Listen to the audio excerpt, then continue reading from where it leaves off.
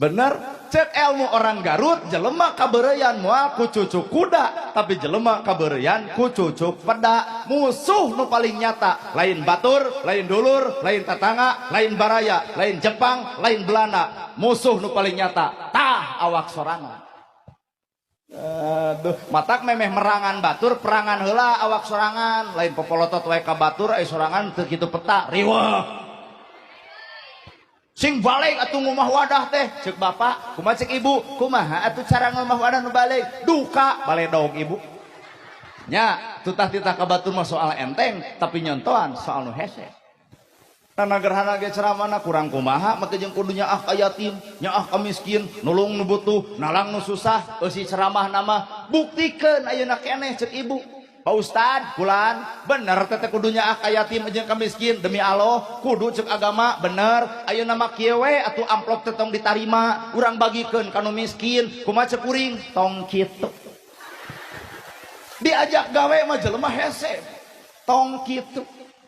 Hopan cek Ustad keneh kudunya ka yatim ka miskin, kudu nulung nu butuh, nalang nu susah, kumaha cek kuring eta mah ceramah.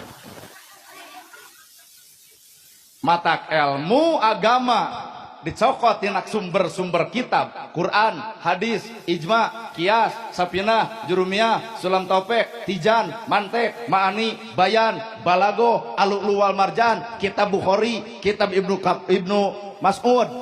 Tong ngarasa bangga hiji pertanyaan parantos kapigawe sakitu Allah bener tuh Pak.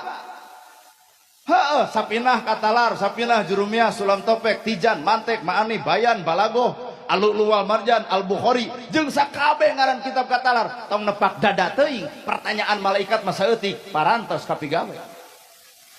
Boro-boro 30 juz, boro-boro 1000 kitab, hiji ayat cantang tu kapigawe ku awak urang, matak saha sebenarnya diri urang.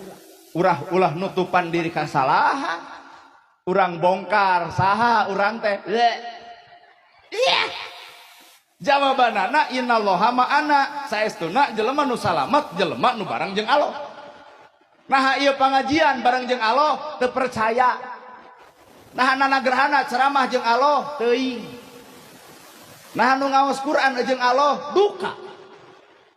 Lamun bener ieu pangajian jeung Allah isuk aya deui pangajian nu ceramahna kudu ustad setempat mungkin teu jamaahna lobana jiga ayeuna berarti kajawab ayeuna pengajian lain jeung Allah jeung naon atuh hayang panggih panasaran jeung anu na TikTok leungit Allah harita keneh